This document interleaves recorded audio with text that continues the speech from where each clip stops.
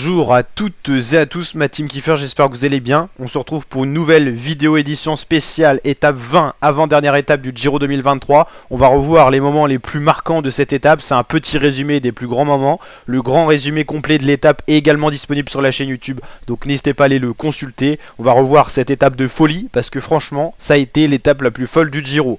Là on est avec Thibaut Pinot qui est en train de faire un des meilleurs temps de ceux contre la montre. Arensman, équipier de Geraint Thomas, signe le 3e temps provisoire à l'arrivée. Joao Almeida, le portugais, est dans les temps, mais on le sent un peu en difficulté au niveau du faciès. Thibaut Pinot en train de s'arracher pour aller chercher la première place provisoire qui est pour l'instant sur les épaules de Sepp Kuss. Thibaut Pinot s'arrache pour peut-être la dernière grosse étape d'un grand tour de sa carrière, lui qui arrêtera sa carrière en fin d'année. Thibaut Pinot s'arrache et finit 6 secondes, et premier temps provisoire 6 secondes devant Sepp Kuss. Il s'est arraché, il a tout donné Thibaut, qui porte en plus le maillot Azzurro bleu de meilleur grimpeur de ce Giro. Voici le classement provisoire Pinot, Kuss, McNulty. Roglic face à Geraint Thomas, le duel est lancé pour aller remporter ce Giro 2023. Mais c'est terrible, alors que Roglic avait virtuellement 2 secondes d'avance sur Geraint Thomas, il subit un saut de chaîne qui va perdre quasiment 8 à 9 secondes avant de repartir.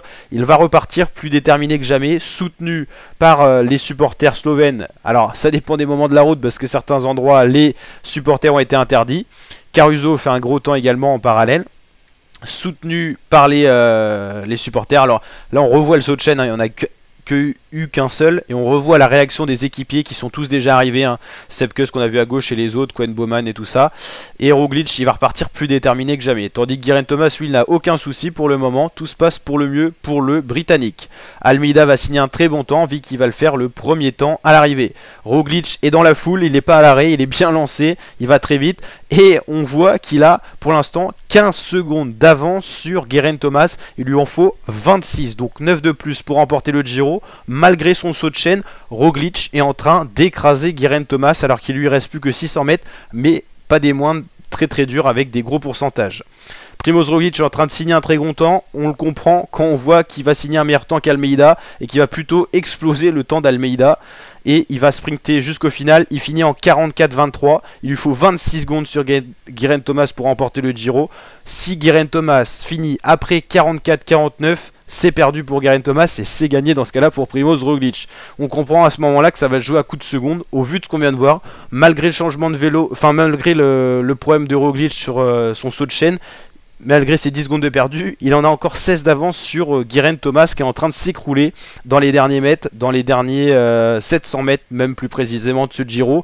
Il est signalé à 35 secondes de retard par rapport à Roglic, qui signifierait qu'à ce moment-là, Geraint Thomas, le maillot rose, a perdu justement cette tunique rose au profit de Primož Roglic. Il faut finir en 49 au pire pour Geraint Thomas, c'est très limite, et Geraint Thomas va passer au-dessus de ses 42-49, il perd donc le Giro, et Primož Roglic, la belle histoire, va remporter ce Giro, malgré son saut de chaîne, malgré son pépin, sa poisse qu'il a eu sur ce coup-là. Il va remporter le Giro, alors qu'il avait perdu il y a pas si longtemps que ça le Tour de France à la planche des Belles-Filles. C'était Pogačar à l'époque qui lui était passé devant, et là c'est la situation inverse, c'est Roglic qui va gagner Geraint Thomas sur ce contre-la-montre. Les supporters slovènes qui sont venus en masse, ils sont juste à côté de l'Italie, la Slovénie c'est juste à côté, et là en plus c'est la bonne partie, donc ils sont vraiment juste à côté. Primož Roglic remporte donc la course, la joie, les pleurs même de ses équipiers qui le voient remporter ce Giro. C'est la première fois que Primož Roglic remporte le Tour d'Italie. Ces belles images, hein, il n'en revient pas, il commence à réaliser. Il y avait des banderoles partout, Primož Roglic, hein, il était un des plus soutenus, hein. Geraint Thomas était sifflé dans le col, hein. Roglic gagne le contre-la-montre, en tout cas déjà, première victoire d'étape pour lui sur ce Giro, c'est déjà une bonne chose. 40 secondes sur Thomas, donc il peut passer maillot rose, il est maillot rose. On récupère le classement général, hein. Roglic, Thomas, Almeida, Caruso, Pinot, c'est le vrai top 5. À partir de Sepp Kuss, c'est plus vraiment le cas, donc la hiérarchie a été respectée, parce que on va le voir, le classement général, on va l'apercevoir, le voici. Primož Roglic va remporter, sauf accident demain, ce Giro 2023 pour 14 secondes sur Geraint Thomas. 14 petites secondes qui vont permettre à Primož Roglic d'aller chercher normalement la victoire sur ce 106e Giro 2023. Geraint Thomas donc deuxième, il fera un podium quand même, c'est déjà beau à 37 ans, il vient de les avoir. Almeida finit à 1,15, 3ème sur le podium, bien plus loin qu'Aruso, 4ème à 4,40, mais 4ème quand même. Pinot finit 5ème, il a fait un très beau chrono, ce qui lui a permis de passer Eddie Dunbar, et donc d'arriver 5ème. Arensman finit 6ème, le néerlandais. Dunbar finit 7ème alors qu'il était 5ème au départ de cette étape. Leknesund 8ème, Kamna 9ème et Lorenz de plus 10ème. Voici le top 10 qui ne devrait plus changer. On a une étape 21 de plat, un peu comme les Paris-Champs-Élysées. Là c'est Rome-Rome demain. Sauf chute, qu'on espère surtout pas, ce top 10 devrait rester intact, inerte. Et donc là on voit Primoz Roglic qui célèbre cette victoire d'étape déjà.